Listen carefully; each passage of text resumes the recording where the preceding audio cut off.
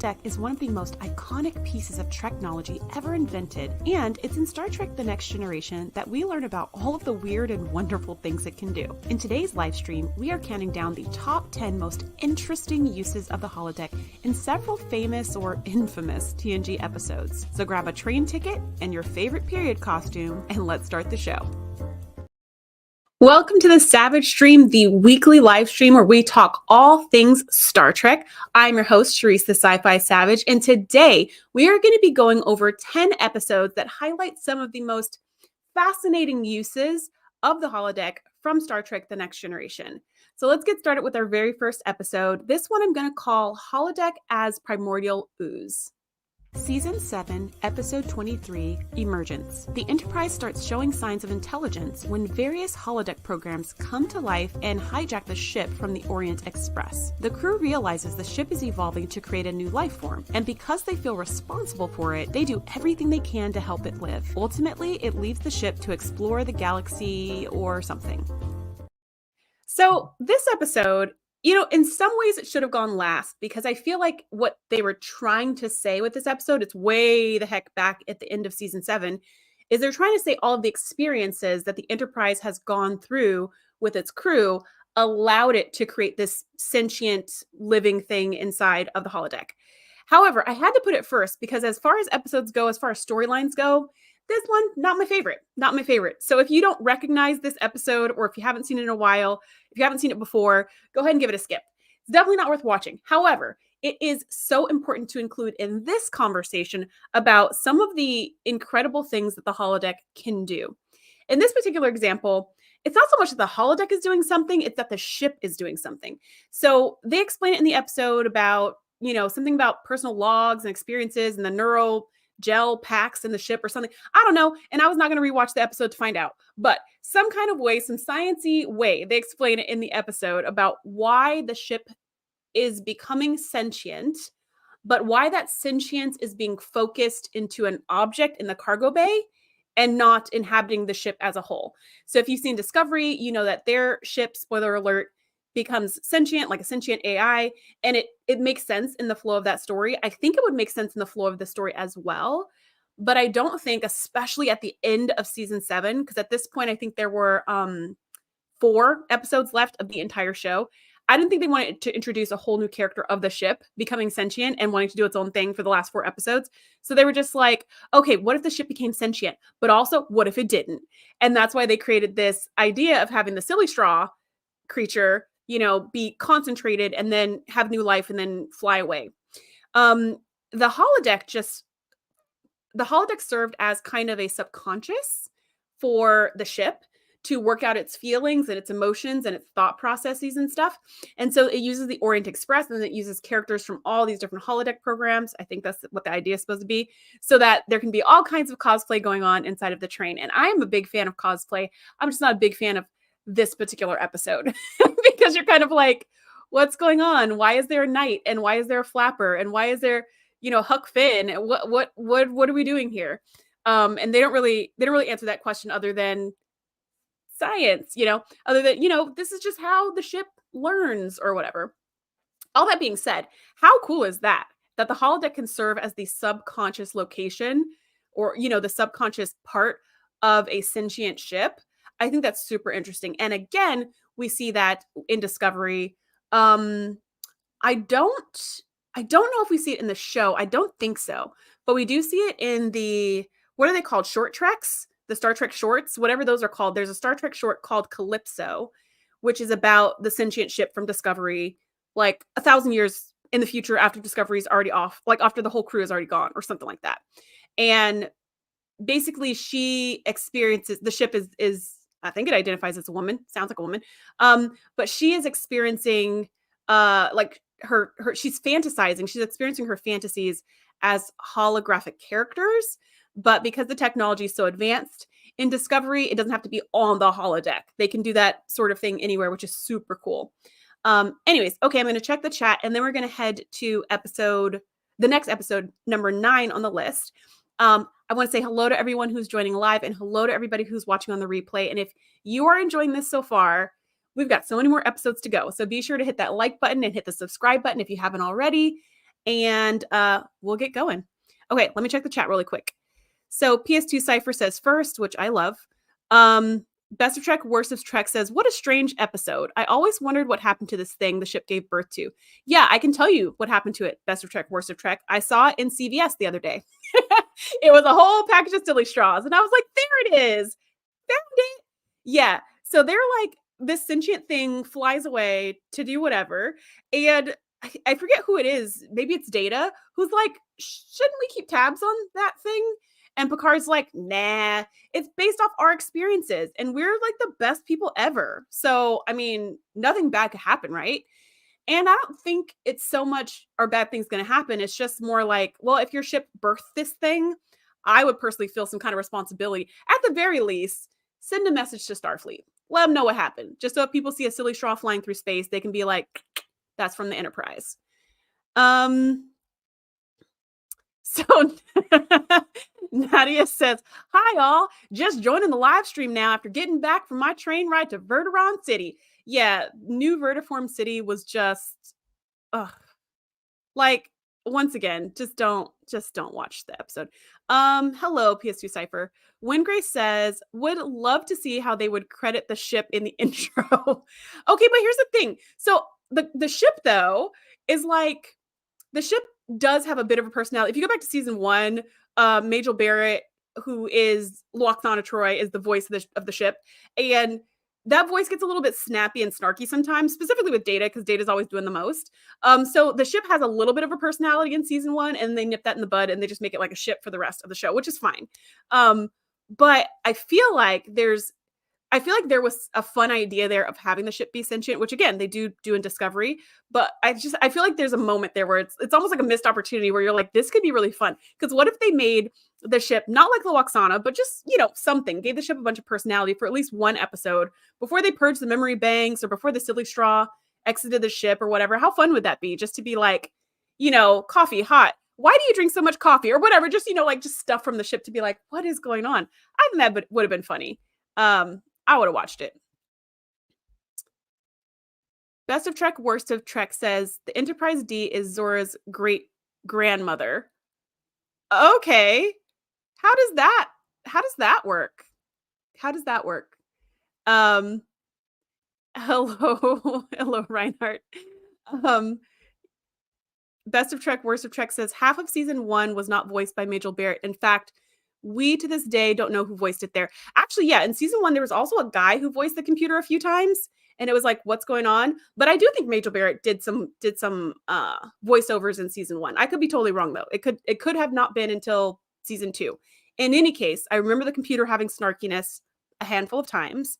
And while I don't want a snarky computer for 7 full seasons, because who does? If you think about Voyager and the Doctor, that was kind of like a snarky computer. And they changed the Doctor's personality by season 2 or 3 because that was annoying.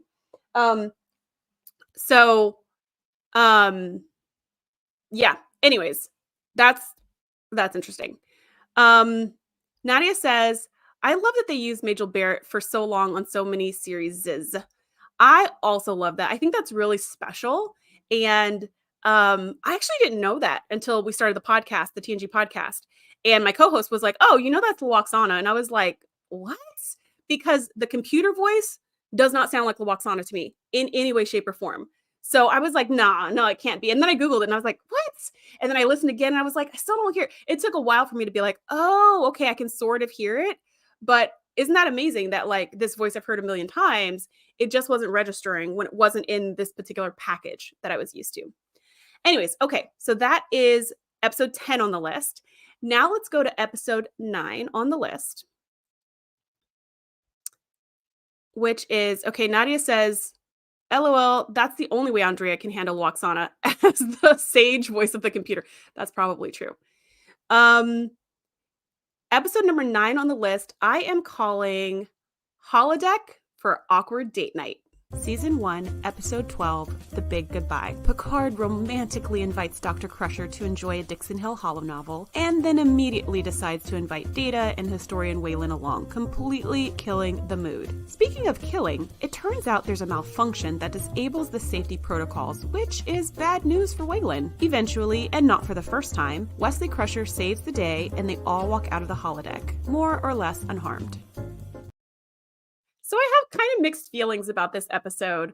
I also did not know this until the podcast, the TNG podcast, that this was the first introduction of the holodeck, because that was not in the original series. And as you may or may not know, I have like no knowledge of the original series. I've seen one episode all the way through and nothing else. So I'm super ignorant about whatever happened in the history of Star Trek. So I was like, oh, okay, well, that makes sense why Picard is so giddy and delirious and excited in this episode, because he's like, the smells were real, the sounds were real, the sights were real. It was so great. When I go back, I'm going to totally dress up, right? He was like super into it, which I think is really fun. And it reminds me of the first time I ever went to Comic-Con in San Diego. And it was the same thing. The first time I went, I didn't dress up because I wasn't sure what the vibe was. And then I was so bummed I didn't dress up because I saw all these amazing outfits. And like I said, I love cosplay. So I was like, oh man, I could have done anything, even just like a t-shirt with a bat signal on it, just something simple. And I didn't even do that. And I just felt like I was missing out. And so hearing Picard's excitement about the holodeck kind of reminds me of when I was thinking about my second time going to Comic-Con. And I was like, I'm totally going to dress up. And I'm going to wear this. And it was just like so exciting.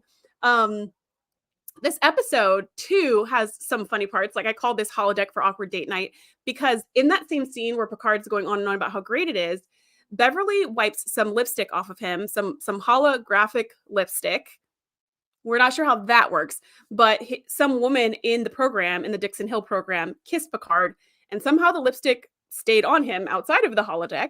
And so Beverly's like wiping his mouth gingerly during a staff meeting. And Picard is like, Beverly, you should come with me to the holodeck.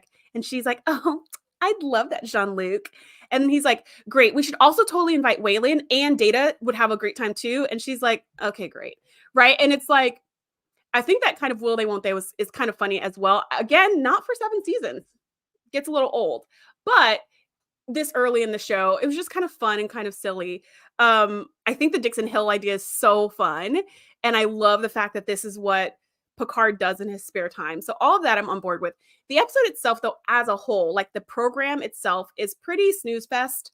And then that end part where the head gangster or whatever walks out with his gunmen and they're like, we're going to take over a new universe or whatever. They walk out perfectly fine, even though there's no hollow emitters in the hallway. And then it takes some time for them to slowly dissolve from their feet to the tops of their heads. Now, all of those problems with the holodeck technology is totally fine because this is our first time getting a full view of what it can do. So they were still making up the rules, and I'm okay with that. But the scene, just as an example, where the gangster and his right-hand man are like disappearing, that scene lasts for like 4 minutes of them disappearing. And you're like, I get it. You're just like, and that kind of, to me, is indicative of what that whole episode felt like. It was kind of like, ooh, you're back in time. Okay. Okay, now you're going to the newspaper stand. All right. Okay, now you're hailing a taxi. Okay. It just kind of felt to me like the storyline itself was not as fleshed out as it could have been, not as engaging. In any case, definitely a good episode when it comes to holodecks. Like, must mention, must talk about it. Okay, I'm going to head to the chat and then we'll see what's next on the list. Okay, Reinhardt says, I totally agree on Voyager. So glad they did change the Doctor's personality because it was running really dry.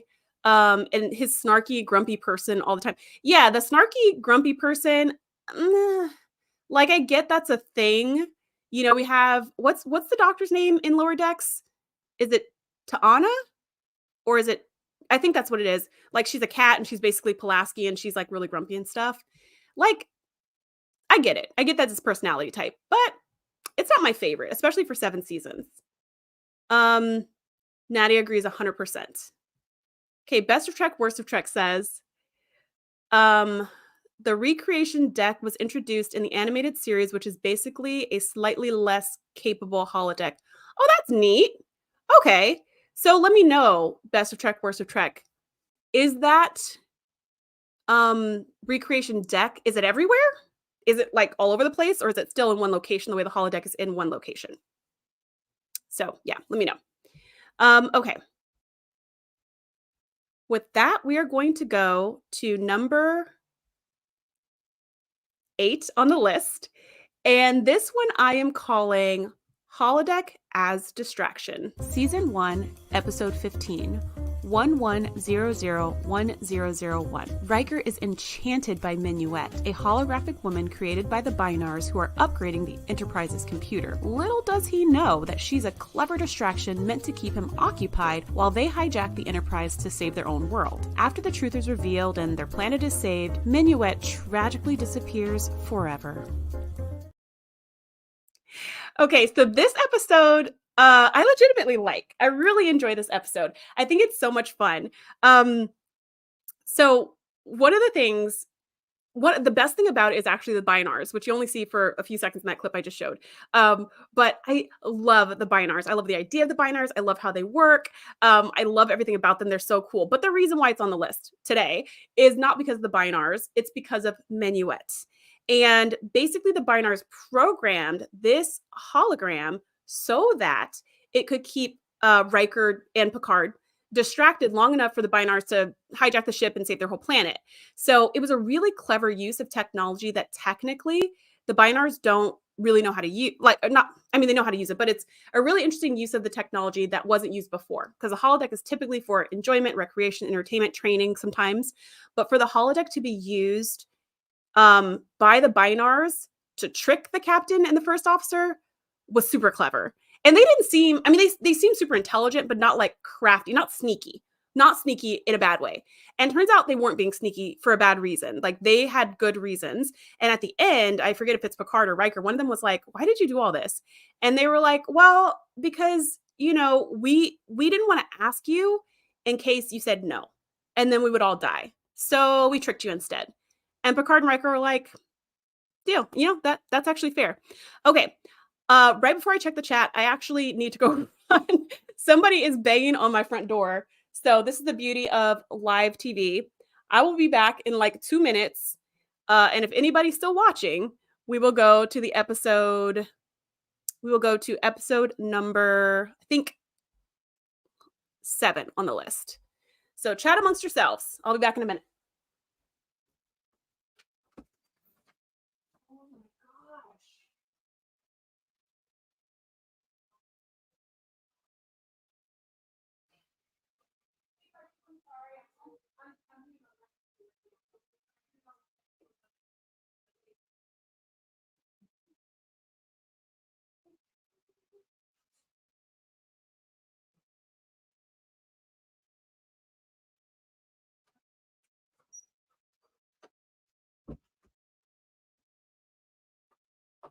Okay. Hey, some people are still here. Great. Thanks for staying. Okay. So let me check the chats and then we'll go on to whatever the heck episode I said was next. Best of Trek, worst of Trek says, this is the first episode that featured Majel Barrett as the Enterprise D computer. This episode, the 1001, this episode was the first time? Really? Huh, okay. Nadia says, I love this episode, especially when Data takes over and does the abandoned ship sequence, but I really hated the Minuet stuff, to be honest. Yeah, so when Data is like, abandoned ship and all of that, you're like, what the heck? I mean, it's so exciting. It's so exciting. And I think it's like, he tells Wesley, like, you got to get out of here. And for whatever reason, Wesley's like the chaperone for the binars or something. He's playing 20 questions with them. But yeah, I love that part too, where Data's like, okay, there's danger. We got to get out. And he like runs to the rescue. The Minuet stuff for me was so uncomfortable. It was creepy. It was gross. I have nothing against people hooking up in the holodeck, by the way. But this was the first time the idea was introduced to me, and I was a little kid, and I was like, ew, cooties. Like, everything about that was just gross to me. And then especially the way Riker and Minuet were, like when Picard comes in, they were heavily making out, and it just, I don't know. I have something about public displays of affection where I'm like, "Ugh," there's like a time and a place for certain levels of things, and that was fine for a private time in the holodeck, but for like a group activity, it just was kind of weird. Uh that being said, as creepy as I found all the minuet stuff to be, I do at the beginning, I do like how later on she's like actually super clever and all this stuff. And he's like, wait a minute, you seem like more than a regular hologram. That was kind of a little fun mystery. And then I love that they bring Minuet back in. Oh, I'm blanking on the name of that episode. Some of you probably know in the chat, but that episode, oh, it's called Future Imperfect. That episode where that alien kidnaps Riker and it's like a little kid alien and it kidnaps Riker and then changes the whole environment and his mind to think that he's actually his kid from like 30 years in the future or whatever. But his mom died when he was young and his mom was Minuet. I thought that was a nice little touch and like a tie-in to the lore of the show. So for that reason, I like that Minuet was in this episode. Okay, Wingrace says, I love how they use those episodes for some continuity down the road, which is a rare thing for TNG, which is exactly what I just said. Totally agree. Oh man. I love this. So Nadia says, did anyone else get Sharice's promo email for this email? And just say to yourself that you desperately need a holodeck in your life. If you're not on my email list yet, you can jump on my email list, go to thesciFisavage.com. You can just go to thesciFisavage.com and scroll all the way to the bottom to get onto the email list. I send out an email every single week talking about what the new video is coming up, asking some questions. And this week's question was, what would you do with the holodeck? And Nadia had some amazing answers for what she would do with the holodeck. When Grace says, quick, move everything in the room 1 inch to the left. That's funny. That wouldn't bother me at all, by the way. Laszlo said, if I had a holodeck, I guarantee it would be locked when I'm in there. Thank you. They never lock doors on the show for any reason. Even when it's, do you remember that episode with that, it was like a giant egg. And then when the egg hatched, it was a beautiful woman with what would later become the Trill makeup on DS9. And she like imprinted on Picard or whatever. But rewinding back to the egg part, it was like, nobody can go in the room. Don't mess with the egg. The egg is so precious. We're taking the egg to a new planet because it's so precious. And like people are just walking in and out of that room whenever they want. I was like, you can't put a guard outside and lock the door. I mean, the security retraining that's needed on this ship is unreal. And I agree with you, Laszlo. If you're in the holodeck, if I'm in the holodeck, I don't care if I'm in there like taking guitar lessons. I'm locking the door because I don't like the idea of people just walking in and be like, hey, what's going on in here? Anyways, okay. Let's go to the next episode on the list. This is episode number 7. And this one I am calling Holodeck As Addiction. Season 3, Episode 21, Hollow Pursuits. Lieutenant Barclay uses the holodeck to escape his social anxieties by creating exaggerated versions of his crewmates. Enjoyment turns to addiction, and he starts missing duty shifts while staying in Fantasyland. Luckily, a ship-wide emergency, along with Geordi's mentorship, pull him back into the real world. He decides to delete most of his programs and start making organic friends IRL.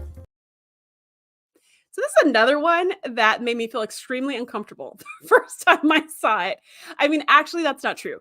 The beginning of the episode tricks you because I think it starts with, and correct me if I'm wrong, because this is not one that I put on the rewatch list, but I believe it starts with Barclay in 10 Forward, and maybe he's talking to Troy or something, and she's all like, wow, you're such an amazing man. And then Riker comes in, and then he like punches him in the face and all this stuff.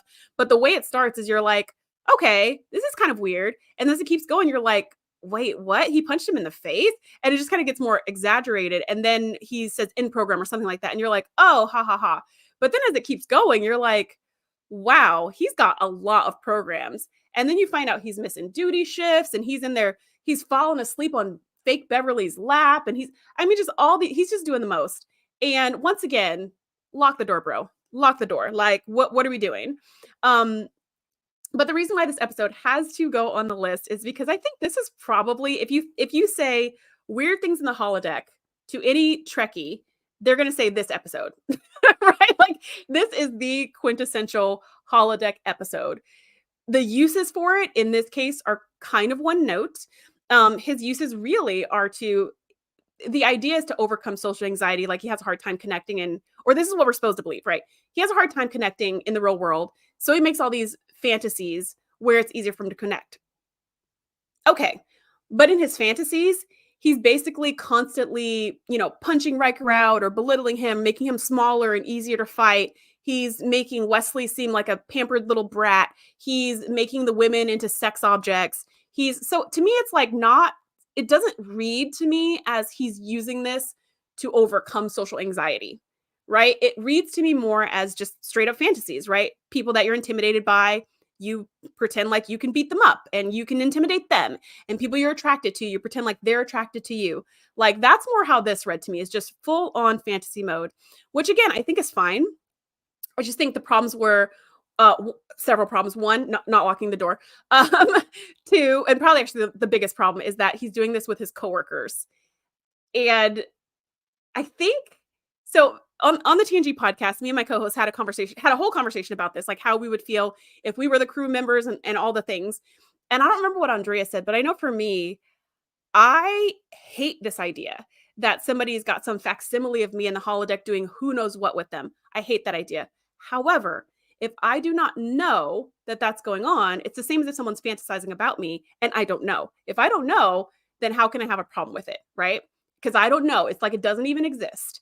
But when you literally walk in and you see this person engaging in a weird relationship with you in the holodeck, having me in the holodeck at all, unless it's running a simulation of like some kind of diagnostic or something. But in these contexts, it rubs me the wrong way in all the ways. So I guess it's just more of like it's just kind of tacky. And then I remember somebody said that there should be some kind of controls where you can't do it off of real people, or you can't do it with people you work with or whatever. I feel like that could easily be arranged in the technology, but I also feel like that wouldn't be arranged because there's plenty of times when you would need to do a simulation with your coworkers. Let's say you're testing a new engine or a new, something like that, but you want to test it in the holodeck first, hypothetically, before, potentially putting people at risk. You would want a facsimile of your actual coworkers and the way they actually are, so they would behave the way they actually would in that scenario. So I think, and I also don't think it would make sense to be like, you can't have any, sexual related things going on in the holodeck. Cause like, that's what the holodeck's for. It's for a lot of things. It's for vacations. It's for relaxation. It's for recreation. And sex is one of the big things on the list of recreation that lots and lots of people enjoy. So I don't know. I feel a lot of things about it. Let me know in the chat how you would feel if your coworker had a holodeck program about you acting in a really weird way other than how you act in real life. The other thing too is that if I walked in on this program and then I saw what he thought of me, if we're taking it from Riker's perspective, that he's all diminutive and easy to beat up, or if we take it from Troy's perspective and she's the goddess of empathy, come to my arms so I can help you with all my empathy or whatever. The other thing too is like, now you know that that's how Barclay sees you, or that's what he thinks of you. And how do you unring that bell? Like, how do you see that and then turn around and go, oh, well, back to work, like nothing ever happened. And the conversation they had was just like, now, Barclay, you've got to make sure you're not missing your duty shifts, buddy. You know what I mean? But how do you as a person like find out the inner workings of someone's mind of how they really think about you and then behave the same way towards them?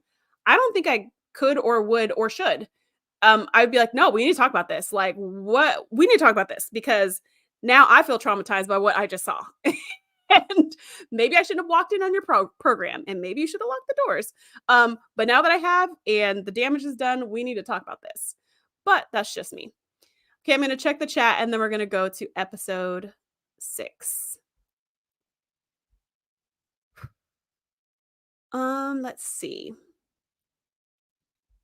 When Grace says, haha, yes, tiny Riker. Nadia says, hey, according to Tasha Yar, Starfleet security training is the I can't even say it with a straight face, is the best in the Federation. So basically all member worlds have terrible security services. Seriously, if the Enterprise is the best the Federation has to offer in terms of security, how is the Federation not fall into little bitty pieces by now? We've got to have some other members in the Federation who actually do amazing security, and they're the ones who are responsible for keeping the whole ship running. That's what it's got to be. Um oh, Laszlo says the episode where Troy says muzzle it. Exactly. The one episode where Troy is like not sweetness and light at all times. Uh Best of Trek, Worst of Trek says, how have we not gotten Dwight Schultz back into New Trek? The man is one of Trek's greatest treasures. I think maybe, and then Laszlo says, yes, he's awesome. When Grace says, agreed, more Barclay aside from O'Brien. He's a must from TNG. And Chaotic Truth says, Barclay, and then O'Brien and Bashir love the holodeck.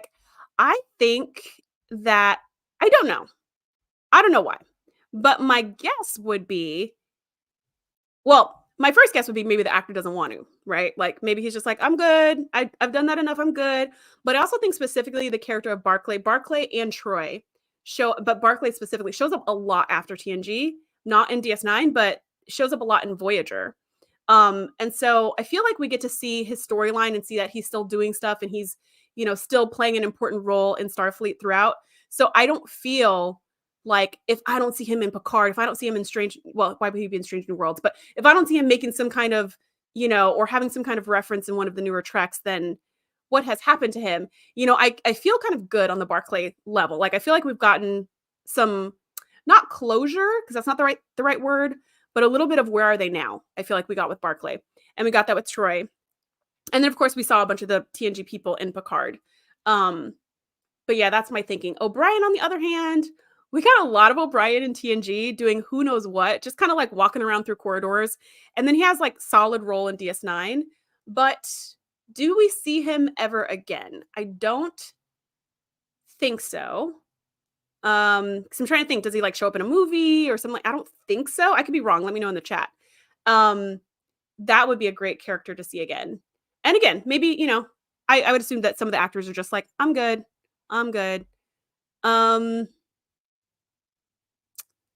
When Grace says, with the ease of turning off safety protocols, they very well might have identity protection that everyone knows how to get around. Seriously, right? Like, if there's like a little bump in the ship, the safety protocols go off. Best of Trek, Worst of Trek says, I hope someone has a better version of me on a holodeck, which is hilarious. I'm like, just don't put me on it. Don't even put me on it. Because at least if you put me on it, don't tell me. Because it's going to weird me out. When Grace says, I believe his name is pronounced broccoli, which is funny that it's Wesley who brings that to Geordi's attention or whatever. And it's like, Wesley's like, we all have a little nickname for him. And you're like, Wesley, you've never been more a teenager than in this moment. Usually you're the one saving the ship every week. But nicknaming somebody who very much outranks you, that's some petty nonsense. Chaotic Truth says Geordi was a creep in the holodeck. He was doing some creepy stuff in the holodeck, but I actually think he seemed cool in the holodeck. Like he seemed relaxed and like himself for a change. Chaotic Truth says Barclay was a fan favorite in Voyager. Yeah, I don't think he came to Voyager until maybe only season 7, maybe season 6, whenever they got connection back to the Alpha Quadrant. But even though I'm like not the biggest Barclay fan in the world, I was excited to see him in Voyager. I was like, oh my gosh, I know that guy. I just thought it was so cool that not only is he still tooling around doing his thing, but he's instrumental in bringing the ship home. I thought that was a really special place to kind of elevate him, because you could have put Geordi in that role. You could have put O'Brien in that role. You could have put freaking Scotty in that role, because he's still tooling around doing whatever. But I think it was a really cool way to say, like, look, Barclay's kind of gotten his stuff together. He can function with other humans now. Yay him, Okay. Let's go to episode number 6 on the list. And this one I am calling Holodeck for Problem Solving. Season 3, Episode 6, Booby Trap. While investigating an ancient battle site, the Enterprise is caught in an energy-draining trap. Geordi works with a holographic simulation of Dr. Leah Brahms to devise an escape plan, and he also falls in love with her. Together, they find a way to escape before the ship's power is completely drained, and Geordi bids a fond farewell to his beloved hologram. So this episode is the one that Chaotic Truth was just talking about. In this episode, Geordi finds a novel way to save the ship from danger. So again, this is all about how can the holodeck be used in different kinds of ways on TNG. So in this case, similar to Holo Pursuits, he created a simulation of someone so that he can interact with them. Now, there are a few key differences here. Instead of just being like, make Riker, but make him little, or whatever Barclay must have said to program the computer, to program his holodeck program. In this case, Geordi was like, I want to interact with Leah Brahms, who designed the ship, to figure out something so we can get out of this problem, this predicament. The ship took it a different way and created like a body. And so Geordi was like, okay. And then once he started talking to it, it still talked like the computer. It still talked like a program.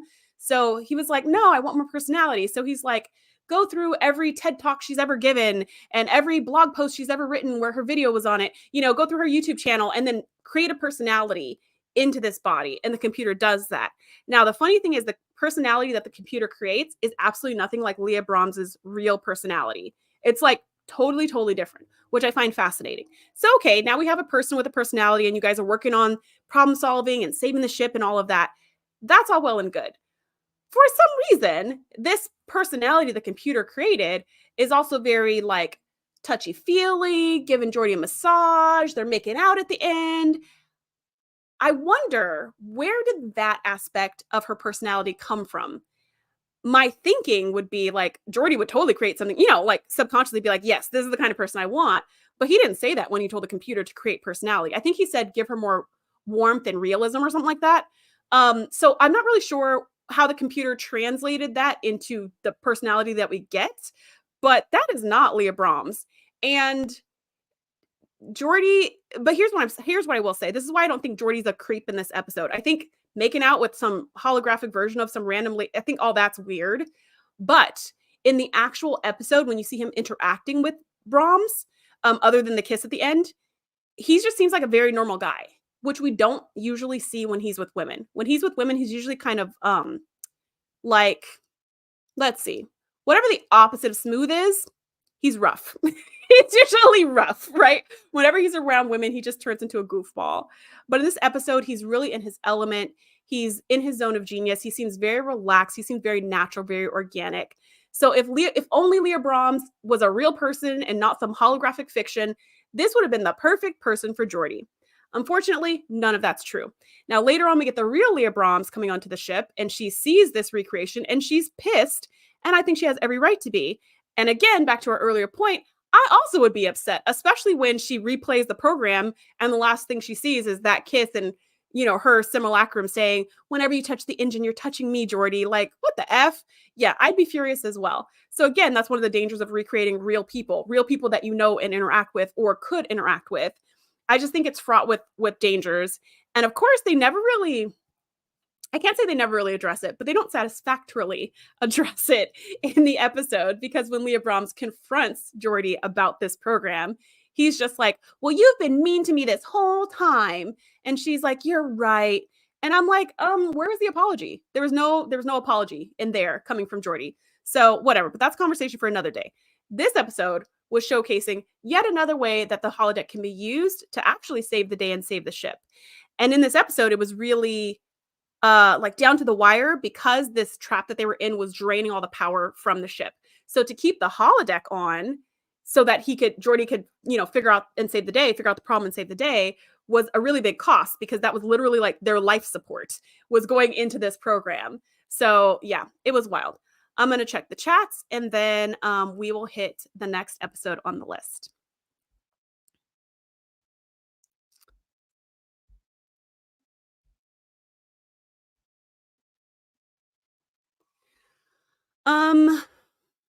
Yeah. So Nadia says, booby trap is a great one, except for the every time you touch me, you touch the engine whole thing. Ugh, I am outraged. We are outraged by that whole situation.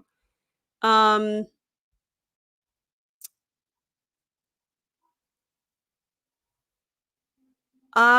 Wait, I don't know. So Chaotic Truth says, remember Bada Bing, Bada Bang. This is the best holodeck episode, period. It was also the first time in Trek that a character identified themselves as a skin tone. I don't know what that is. So yeah, is that from like what is that? What show is that from? Um, Best of Trek, Worst of Trek says, I wonder if Fan Home will ever give us a Promelian battle cruiser. I totally disassembled it and put it in a bottle. Oh, yeah. So that episode, wait, was that this episode? That was this episode where they had the little ship in the bottle, right? Like that's how it started. And then we learned that somebody's into that. O'Brien or something is into ships in a bottle. I don't know. I vaguely remember something about that. Okay. Next episode on the list.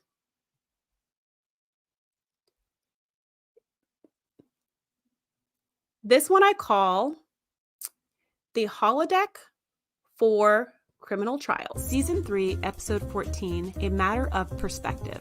Riker is accused of murdering Dr. Apgar so he could steal his wife while visiting a research station on Starfleet business. The crew uses the holodeck to reenact witness testimonies and quickly discover that some testimony outright contradicts others. Troy senses that each person is telling their version of the truth, so her special abilities are not super helpful here. Surprisingly, Geordi discovers that Dr. Apgar accidentally killed himself while trying to murder Riker. Yeah, this whole situation was messy. Yep, this whole situation was messy. This episode is a lot going on. Actually, there's parts of this episode I really like. I like the Groundhog's Day nature of it because I usually like that in Star Trek when it's like the same story told from different angles or different perspectives. I just always find that interesting and fascinating and fun. So they definitely do that in this episode. I think the whole Riker hooking up with this married woman is at the very worst creepy, at the very best tacky. And Nadia and I have actually talked about this before. She does not believe that Riker would flirt with the married woman. I think you said flirt with a married woman, right? I believe that. Or maybe you said kiss. I believe Riker would absolutely flirt with a married woman because why not? Now, do I think he would sleep with a married woman? Depends. Depends on that married woman's relationship with their spouse or partners or whatever, right? Like if they have an open relationship or like whatever their cultural norms are, I think he would just abide by their cultural norms. So if it's the kind of thing where it's like monogamy and Riker's not welcome in their bed, then I think he'd be like, no, I wouldn't do something like that. But if it's a culture where they're like, yeah, it doesn't matter, like Beta Zeds, like Troy, who's like, love is for everyone, then I think he'd be like, yay. So I do believe that he would absolutely flirt with a married woman. I think he would even kiss a married woman. I don't think he would sleep with a married woman in this context because Dr. Apgar and his wife do seem monogamous, but like their relationship is very strained and weird. And Dr. Apgar himself is very kind of like I don't know. You just don't know where he's coming from. He's very aggressive. He's very short tempered. He's very paranoid. And you're kind of like, is this that like mad genius thing? Is this one of those things where he's so smart that's what makes him paranoid? Or I don't know. The whole thing is weird. And there's one part where somebody asked Geordi something. And he was just like, I don't know. I was in a different room. I was doing what I was supposed to do. He was like, leave me out of all of this. I wasn't there. I didn't have a part in it. I do like the twist at the end where you're like, because it looked like Riker totally murdered him. And you're like, oh, I can't believe Riker did that. And at the end, you're like, oh, he killed himself accidentally through his own technology. That sucks. And like, what a shocker. What a twist, surprise ending. So I do think this episode has a lot of really interesting parts. It is a little hard to see the same things over and over and over. But again, I think it's interesting to see it from different perspectives where you're like, oh, this is how they saw it. This is how they saw it. And as I pointed out, Troy is like, yep, everyone's telling the truth. They're all telling their version of the truth. So you're kind of like, huh, how interesting. And haven't we all experienced that where you remember a situation happening a certain way, and then when friends or family or loved ones or whatever retell that story, they remember it a totally different way, or maybe siblings, right? They remember it a totally different way from how you remember it. And you're like, no, the way I remember it is correct. And they're like, no, the way I remember it is correct. And you both remember it totally differently, like nothing at all the same. I think it was interesting to see our inner dialogue kind of played out in the holodeck. And to my knowledge, I believe this is the only time we see the holodeck used for a criminal trial. We do see criminal trials being held, or not criminal trials. We see one other criminal trial, and then some other, like a trial on is data really human, or the trial when Ardra was trying to take over that planet. We do see several other trials in TNG, but I don't think any of them happen on the holodeck other than this one. And I think it's a really interesting use of the holodeck in recreating a crime. It's something that I wouldn't have thought of, but I think it's super smart. All right, so I'm going to check the chat and then we'll hit the next episode. Okay, so When Grace says bada bing, bada bang is in DS9. Thank you for that, because I was like missing it. I was like, is this an episode? I was missing it, so thank you. When Grace says, what? An episode where Troy's powers are useless? That never happens. Yeah, it's just like, it's almost like bringing attention to it makes it worse in this episode, because the whole reason why she's there, I suppose, because Picard's there because he's the captain. And then it's like, whatever the aliens are, I forget what like the name of the alien species, but their head prosecutor, cop, whatever is there.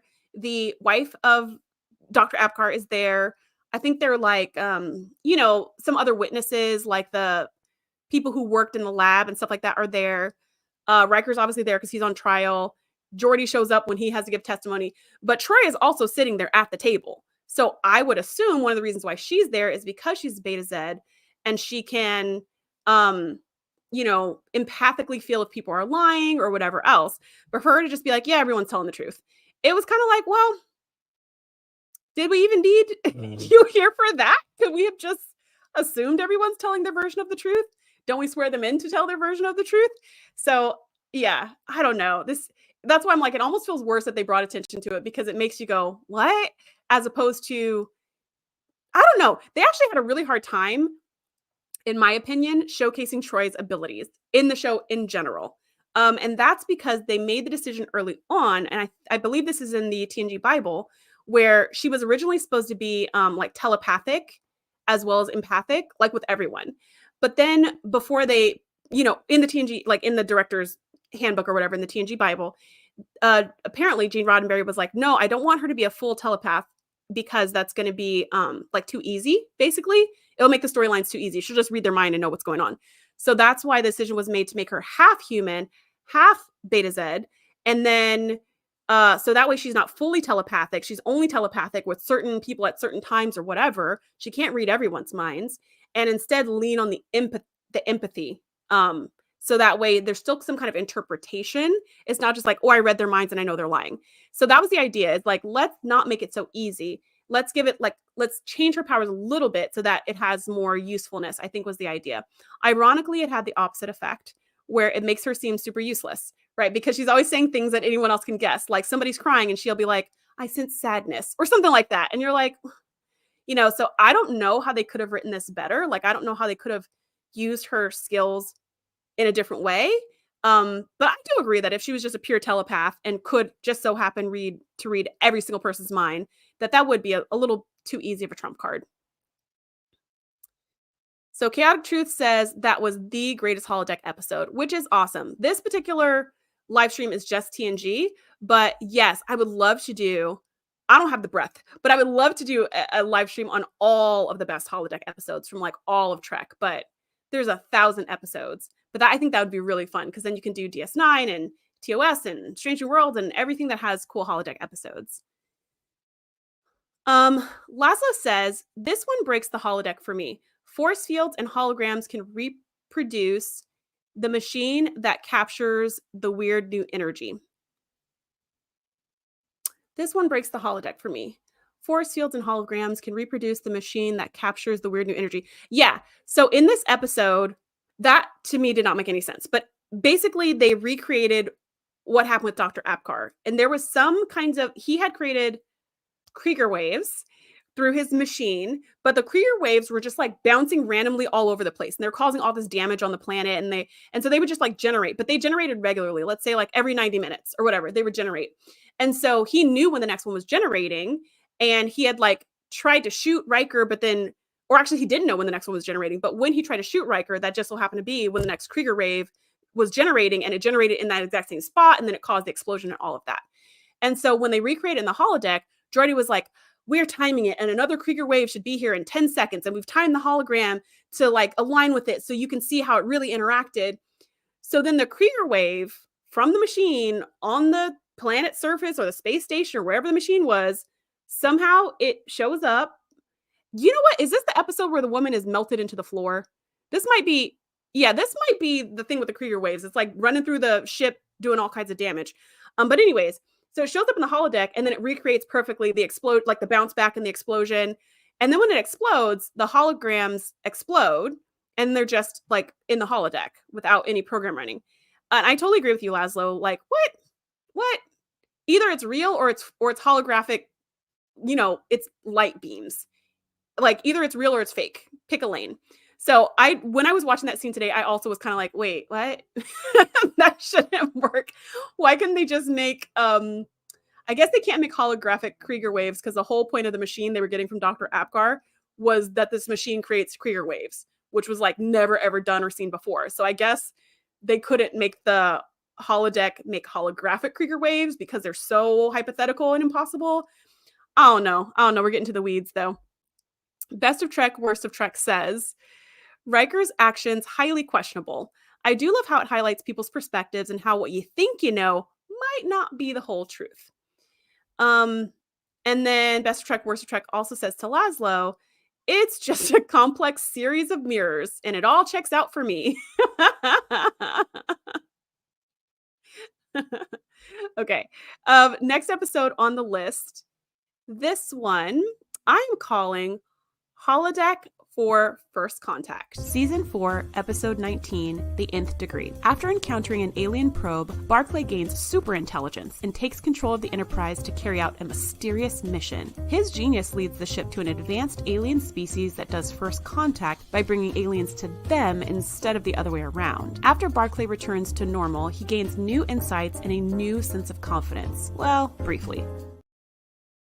So this I call the big head Barclay episode. I really like this episode. I like that we get to see Barclay have like more confidence, but then we get to see him go too far and now he's super arrogant. But then we get to see him go even further and now he's like catatonic because his brain is working because his body doesn't need to work anymore because his brain is so smart. And then it's like there's a giant head floating on the bridge and you're like, what's going on? I don't know. Just this episode is just really interesting. And it actually starts out with him being with him in a play at the very beginning. And he's actually, I forget if he's acting as someone confident or acting as someone not confident. I think he's acting as someone confident and maybe Beverly's like, you could do this in real life. And he's like, no, I can't, but I don't know. This episode is I think this is like a moment of growth for Barclay because this is a far cry from Hollow Pursuits. This is a far cry from him hiding in the holodeck and like not wanting anyone to see him and having his whole fantasy land where he's like big and strong and brave and all the ladies love him. This is a big change for him to actually do things in the real world, impacting the ship and also creating a first contact event. Granted, it wasn't totally by choice. I mean, the probe took over his brain, but still that was happening through Barclay, which I think is cool and good for him. This is the episode where we first see the Argus Array, which I'm obsessed with because in that scene when they show the Argus Array, I literally remember when doing the podcast, I saw that and I was like, that's what an Argus Array looks like. It looks exactly like that. That's one of those moments of world building where I was just like, I buy it. I buy it. The way you're doing this, it works for me. But yeah, so the only reason this episode made the list is because when Barclay's brain power just gets too big to fit in his little body, he uses the holodeck to augment his abilities and he ends up taking over the entire ship, propulsions and everything, using his brain in the holodeck. So this is what, like the, I don't know, 8th time that the ship's been hijacked from the holodeck. But I mean, I'm fine with that. And I just think it's a really interesting idea of how the holodeck can be used. One, to just enhance brain power, because we haven't seen that before. And two, for him to interact with the ship's controls outside of the holodeck through the holodeck. That's interesting, using it as an interface. And then 3, bringing the ship to this area of space so they can meet these aliens, which I just thought was an interesting idea. And then at the end, just to close the loop, the aliens do send them back like with their magic alien technology. They do send them back to wherever they were, to the Argus array, when they're done chit-chatting. I think they end up staying for like days or weeks or something like that and exchanging information. And then the alien species does send them back. And anyways, this is an interesting episode. So I'm going to check the chat and then we'll hit the next episode. Laszlo says, "Yay, Barclay gets killer smart. What a clever idea." And Schwartz was so fun in this one. Yeah, isn't it hard to believe that he went from like A team to Barclay? It's just like, I don't know. It just blows my mind. It's not even the same. I don't know. It's just a different world. Best of Trek, Worst of Trek says, "More Barclay. This is one of my favorite TNG episodes." This is a good one. Laszlo, "Barclay to the holodeck computer. No problem. Here's how you build one." Nadia says, "Barclay played the role of Cyrano de Bergerac, one of my favorite plays. Cyrano is super confident in all settings except in front of Roxanne, his love interest, as he's ashamed of his big nose." Okay, there it is. I was like, was he confident or not confident? I couldn't remember. Okay, so he's kind of both. He's playing this extremely confident character who has one, form of kryptonite where he loses all confidence. And it's the complete opposite of Barclay, who's like lacks confidence at all times, except for when some alien abducts his brain. And then he's like, I can do it. Wingrace says, "Brain and brain. What is brain?" And then Nadia says, "That was a great line for sure. And delivered by Schultz without any hesitation. He is such a good actor." Yeah, and this episode, trying to think if I would say this one and Hollow Pursuits really shows his range because he's doing so many different things, which I love for him because not a lot of characters get to do that. Most of the characters sit on the bridge and say, "Yes, sir." They sit on the bridge and say, "Shields down to 20%." And that's what they say for 7 seasons. Like, that's their thing. And it's rare that we get characters, other than maybe Picard, but it's rare that we get characters doing things outside of that really tiny role where you can see them maybe being more casual, maybe being themselves, maybe going on a date, maybe, just like, so you see them in different scenarios. So I really like for Barclay this episode and Hollow Pursuits in the sense that he's playing all these different types, these different versions of himself. And I just think that's a fun idea. Okay. The next episode on the list is, hold on a second. Did I lose my episodes? There they are. Okay, this is episode 3 on the list. And I am calling this Holodeck for Hostage Taking. Season 2, Episode 3, Elementary Dear Data. When it comes to a Sherlock Holmes-style mystery, Dr. Pulaski doesn't think Data can solve anything without already knowing the answer. Geordi attempts to prove her wrong by creating a hologram that can defeat Data. Unfortunately, the computer follows that command a little too well, and the newly self-aware Moriarty immediately kidnaps Pulaski and demands his freedom. Picard talks him off the ledge and promises to do his best to help. This is another use of the holodeck creating sentient life, similar to the very first episode we talked about, which was Emergence.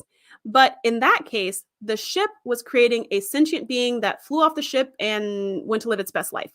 In this case, the ship is creating a sentient being that is ostensibly still trapped inside the holodeck, right? It cannot leave, but it is sentient, which is really scary. It's like, what was that episode of Black Mirror?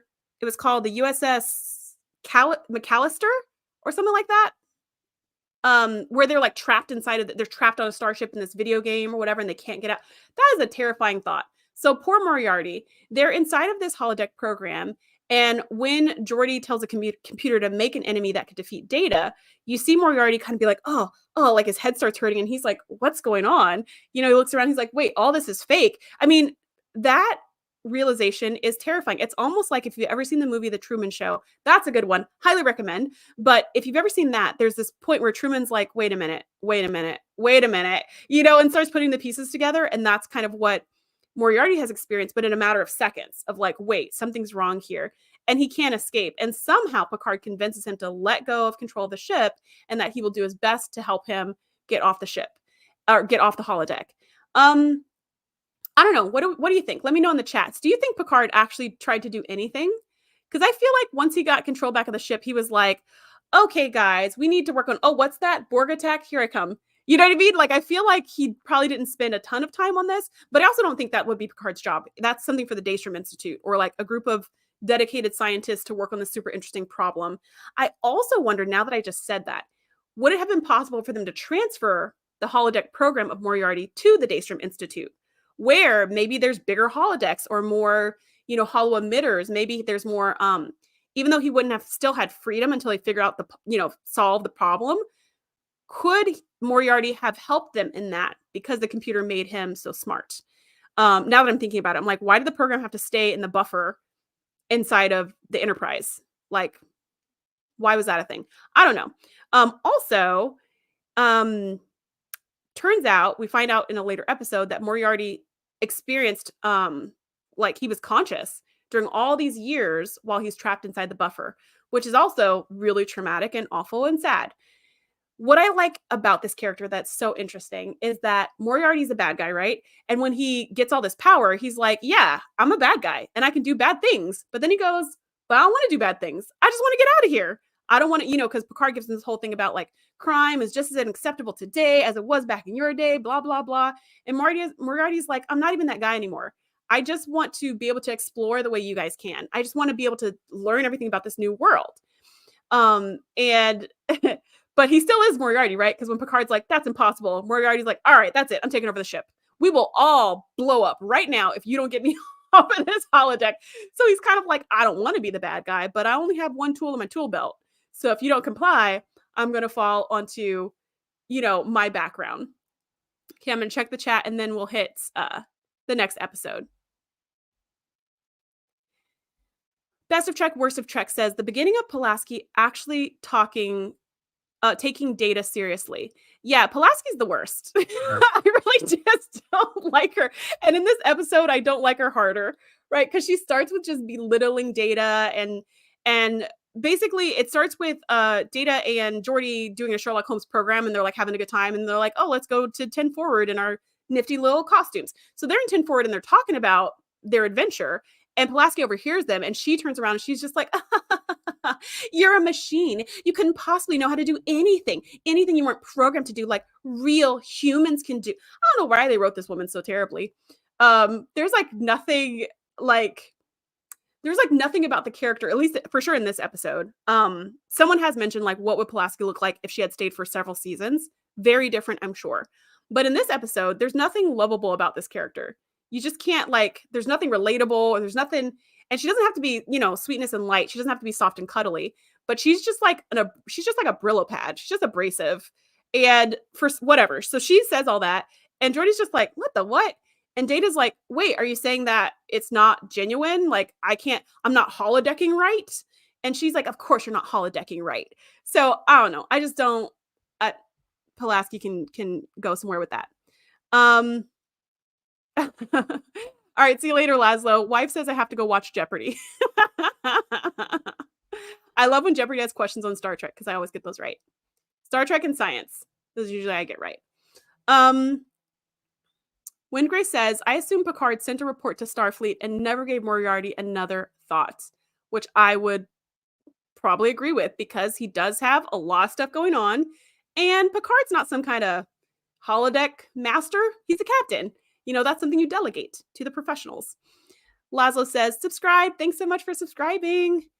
Best of Trek, Worst of Trek says, Picard is like, sorry, Moriarty. We tried our best, and a dog ate my homework, and there was tribbles and the isolinear processors, and, we had a baryon sweep, but the dilithium. See, what had happened was that the dilithium, like the chamber cracked. Exactly. And Moriarty's not trying to hear any of that. Windgrace says, fun fact, a very, very early idea for Voyager was to use Moriarty instead of creating their own doctor. Okay, so that's going to be in my head now. I'm going to be thinking about that all night. Don't get me wrong, I love the Doctor. I don't love season 1, the Doctor. But by season 7, I love the Doctor. I think he has one of the most dramatic transformations in Voyager. And I love his character, and I love all that. And he's genius and saves the day every single time you turn around. But the idea of having Moriarty as the Doctor, although why would he be a doctor? I don't know. But having Moriarty on Voyager as a recurring character It's just kind of a fun idea. And seeing him kind of like transform into a future person from a super past person. Oh no, that's a fun idea. That's a super fun idea. Okay, another fun fact that I learned from the actor who played Moriarty was that the writers of the show hadn't got any permission whatsoever from the Arthur Conan Doyle Foundation, the family that still owns all the intellectual property of Sherlock Holmes. They got no permission whatsoever to do this episode. So after it came out, there was all kinds of drama, all kinds of drama. But he said that he believes slash hopes that they ended up figuring that out before they filmed the next episode with Moriarty, which I just think is so funny. Okay, the next episode I am calling Holodeck As Freedom. Season 6, Episode 12, Ship in a Bottle. Barclay accidentally reactivates the self-aware holodeck character of Moriarty. Furious at being left alone in the void for all these years, with Picard making no progress on his promise to free him, Moriarty hijacks the ship and holds several crew members hostage. They manage to outsmart him while simultaneously giving him the ability to explore the galaxy with his one true love in a unique simulation. Once again, this is such an interesting use of the holodeck. First of all, this is one of my favorite episodes of all time of TNG. I love Sherlock Holmes. I love intertwining Moriarty and the Sherlock Holmes world with Star Trek. Like, what a fun idea. But this episode specifically, especially coming off the last episode, is showing another layer to what the holodeck can do. So it created a sentient life form who unfortunately was conscious for like 4 years inside of the buffer. But now he's like, I want to be free. You got to get me out of here and all this stuff. And so they trick him into thinking he's free. And what they do is just basically create a simulation of the entire galaxy. And they make this little, I think they call it like a hollow cube or something like that. But they make a little cube that's got like built-in batteries and stuff. And it'll last for, they say, long enough to give them a long and happy life together. So whatever that looks like, especially in holographic terms, they don't need to, it's not like, so if it's a hologram, 5 minutes of like outside the holograph time does not have to be the same as 5 minutes inside the hologram. Like, time dilation can be different. But anyways, point is they created a simulation where Moriarty and his beloved, the Countess Regina, such an unfortunate name, can travel the galaxy and explore the world and, meet new people and maybe get in space battles. Like, I don't know. And I just think that's a cool idea that this was a way to give him freedom. Unfortunately, they had to trick him, but there was no way to give him actual freedom. But this was a way to give him freedom and give him what he wanted, which was autonomy over his life and the ability to make his own choices. And isn't that what we all want? So I like that this like holodeck in a holodeck, hologram in a hologram idea came out of this episode. I think this is a really interesting and unique way to use holodecks. Wingress says DS9 had a similar issue with their James Bond episode. Yeah, which is really funny. I think sometimes people, I don't know, I'm not like a director or anything, but I think especially with Sherlock Holmes, because it was written in the 1880s, you would think the copyright for it is long over and that's public domain. But no, there's a whole foundation that is still profiting from the genius of Arthur Conan Doyle, and they still control that intellectual property, and it's actually not a free-for-all. So go figure. Best of Trek, Worst of Trek says, so glad you did these back to back. Bringing him back here, doing the holodeck inside the holodeck is genius. And even more Barclay. So Best of Trek, Worst of Trek, is that like more cowbell on that SNL skit, but it's like more Barclay, where you just can't get enough? Like, is that what's going on? Yeah, episode is so good. One of my favorites. So many great points of discussion too. So if you have Trekkies in your life, this is a good one to watch as a group and then be like, thoughts. Like, what would you think if you were in Moriarty's place? What would you think if you were in the Countess's place? What would you think if you were in Picard's place? Like, this is a good one for perspective taking and just really thinking about how much autonomy we do or don't have, the freedom we do or don't have in the world. At the very end of the episode, they tried to do this little thing where they were like, who knows? Maybe we could be sitting in a little box on someone's table right now, because at the time in like 1990, whatever, TVs were smaller and fitting on tables at that time. And like, that's cute. And I guess this episode could also be for that conversation of like, are we in a simulation? Is this even real? I don't find that as stimulating as like whether or not we have autonomy and how we use that autonomy. I think that's a more empowering conversation. However, if that's what you're into, more power to you. And what I love about this episode is it just has conversations for days, discussions for days. This is a good one to just park on and hear people's thoughts and their thought processes. This is like the kind of thing this is the reason why I love Star Trek, is because I love the layers and the kinds of like empowering conversations that we can have with friends and with communities and stuff like that coming off of an episode like this. Yeah, best of Trek, worst of Trek says, I got a fever. And the only solution is more Barclay. Wingrace says, this episode taught me to say computer in program at least once a week. Yeah, that was me in 2020. It was just like computer in program. Why is this still going? Okay, so that brings us to the number one episode on the list, which I am calling Holodeck for Family Bonding. Season 6, Episode 8, A Fistful of Datas. Worf and Alexander's Western adventure turns sour when a glitch causes several holodeck characters to take on Data's appearance and abilities. Counselor Troi is also trapped in the program with them until Worf figures out how to outsmart the bad guys in a standoff at high noon. The program ends, everyone is safe, and Worf even agrees to return someday with Alexander. This is another one of my all-time favorite episodes. I'm obsessed with this episode. First of all, I love Data, so like a whole episode of more and more Data. Data to me is like Barclay to you, best of Trek, worst of Trek. That's my more cowbell. And you couldn't get more cowbell than this episode, A Fistful of Datas. It's so much fun. I love that they're in a Wild West, or what they call Ancient West. I love that they're back in the Ancient West. I love that Worf and Alexander are bonding because their relationship's a hot mess. But in this episode, it's really sweet. And they're like, have some quality time together, at least for the first 10 minutes. And then Alexander's kidnapped and Worf doesn't see him for the rest of the episode. So maybe it's not as much bonding as it could have been. But still, I like the idea that the holodeck can be used for family bonding. Because when I think of holodeck, I kind of think of either vacations and recreation or training.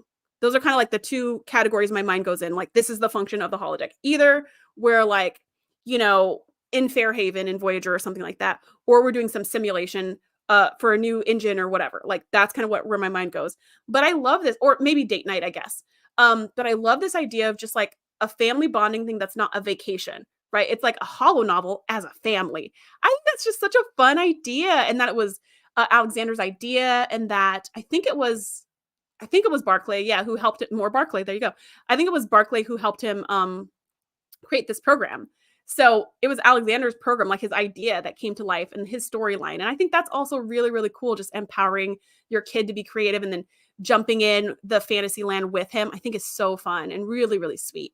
The interesting thing about the way the holodeck was being used also is that there was some experiment with Data connecting to the computer or something, and somehow his pattern got messed up with the holodeck, but the holodeck also got messed up with his like brain. And so he started acting more like he was in the Ancient West when Data was like going in his quarters or doing his work or whatever. But also back in the Ancient West, we get a million Datas. So that was also interesting to see the effect that the holodeck technology can have on Data as a piece of technology outside of the holodeck. Like, having not knowing anything is going on with the holodeck was really interesting. We don't get to see too much of, we get to see a little bit, we get to see the inside of Data's head, which I always love that because it's so cool. But most of the episode is centered around being in the Ancient West. It's not so much about like what real Data is doing. It's more about the fake Datas. But it's just a fun episode. This is a fun episode. This is a good time. I feel like this is one of the best uses possible of the holodeck, is bonding, fun time together, memories, maybe not the almost being murdered by 1,000 Datas. That's probably one you could like skip.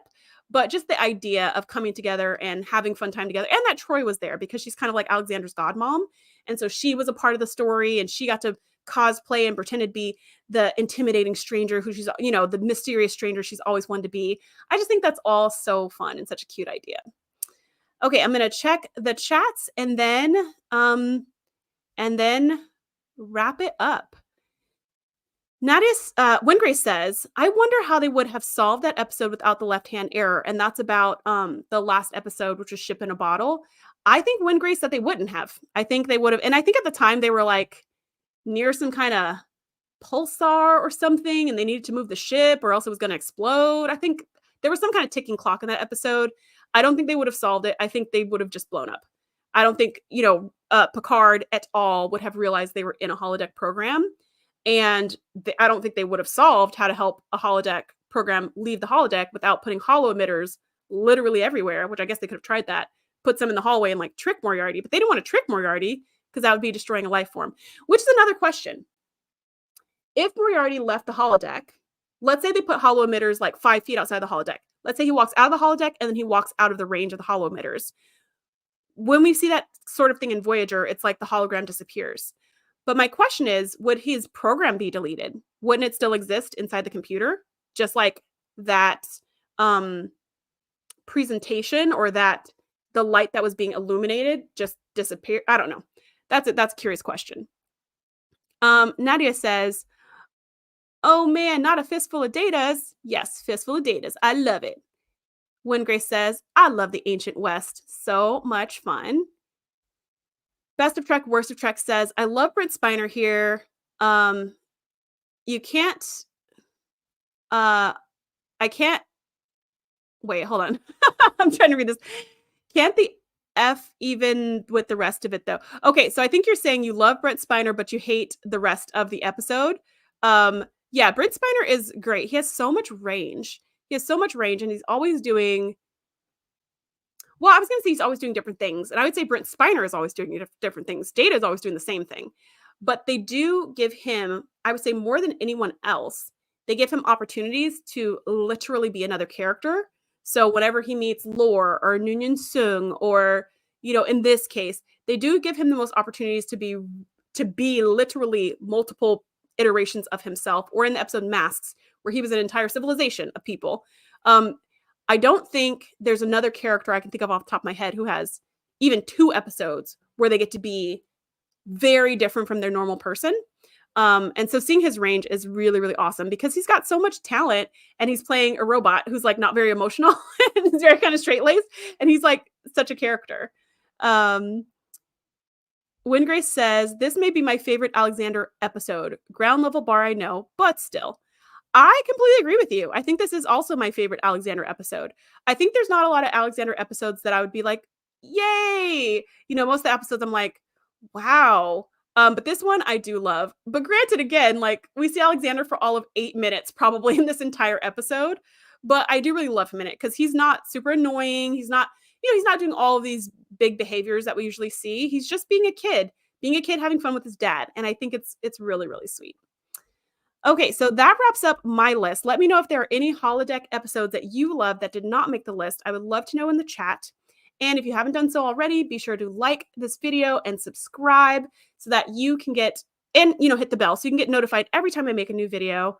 We'll be here next week with an episode all about, okay, so I might change my mind, but here's the plan. I want next week's episode to be called Prime Directive, Schmime Directive. 10 times when the Prime Directive was just dumb.